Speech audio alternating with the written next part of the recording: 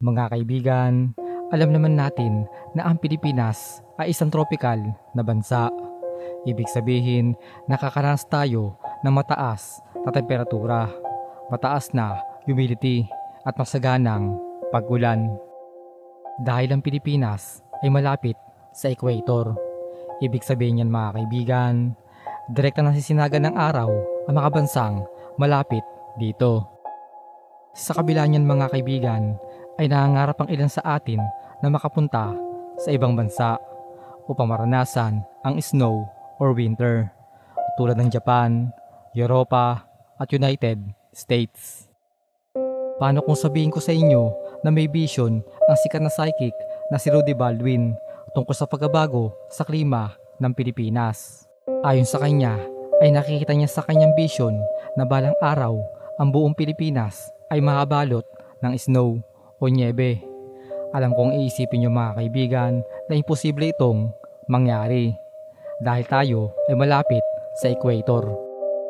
Ayon sa kanyang post ay magbabago ang klima natin na sa araw ng tag-init ay ramdam natin na halos sumahalik na ang araw sa lupa at halos buwaba na ang ulap sa lupa.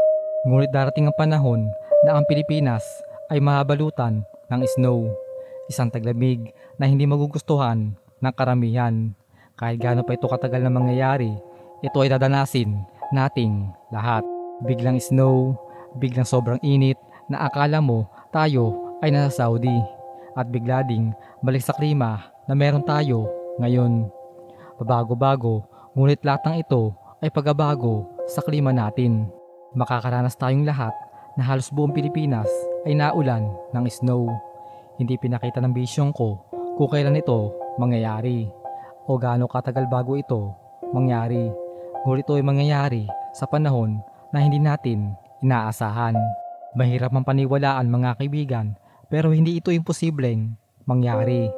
Dahil noong 2024 ay nakaranas tayo ng matinding climate change na tinawag na rare weather phenomena. Ito ang mga kondisyon ng panahon na hindi karaniwang nangyayari sa isang partikular na lugar o normal atmospheric condition. Sa madaling salita mga kaibigan, ito yung bihira o hindi karaniwang nangyayari sa iba't ibang bahagi ng mundo.